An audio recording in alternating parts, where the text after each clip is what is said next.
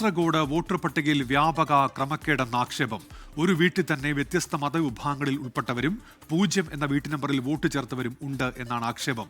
ഒരേ കെട്ടിടത്തിന്റെ വിലാസത്തിൽ 15-11 പേർ വോട്ട് ചേർത്തുവെന്നും കണ്ടെത്തി. അരുൺ പാറയ്ക്കൽ കാസർഗോഡ് നിന്ന് ഇപ്പോൾ വിവരങ്ങളുമായി ചേരുന്നുണ്ട്. അരുൺ, എന്തൊക്കെയാണ് പുറത്തുവരുന്ന വിവരങ്ങൾ? അരുൺ,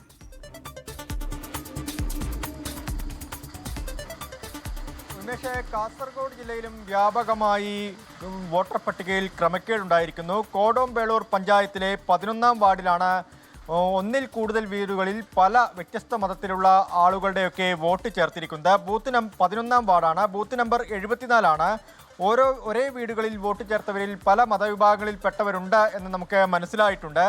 വീട്ട് നമ്പർ 273-ൽ 15 പേരാണ് വോട്ട് ചേർത്തിരിക്കുന്നത്. വീട്ട് നമ്പർ 352-ൽ കല്യാണിയും ഫർസാനയും ഫാസിനയും ഉൾപ്പെടെ 11 പേരാണുള്ളത്.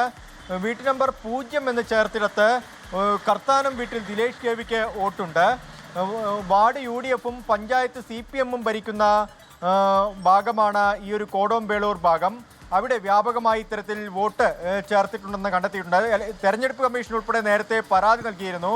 പക്ഷേ ആ പരാതിയെ തുടർന്നും ഇതൊരു പരിശോധനയ്ക്കോ അല്ലെങ്കിൽ ഈ ക്രമക്കേട് മാറ്റാനോ തയ്യാറായിട്ടില്ല എന്നൊരു ആക്ഷേപം ഉയർന്നു വരുന്നുണ്ട്. വ്യാപകമായി ഇത്തരത്തിൽ കോടോംബേളൂർ പഞ്ചായത്തിൽ വോട്ടിൽ ക്രമക്കേടുണ്ടായിരിക്കുന്നു എന്നാണ് മനസ്സിലാവുന്നത്. ഉന്മേഷ്.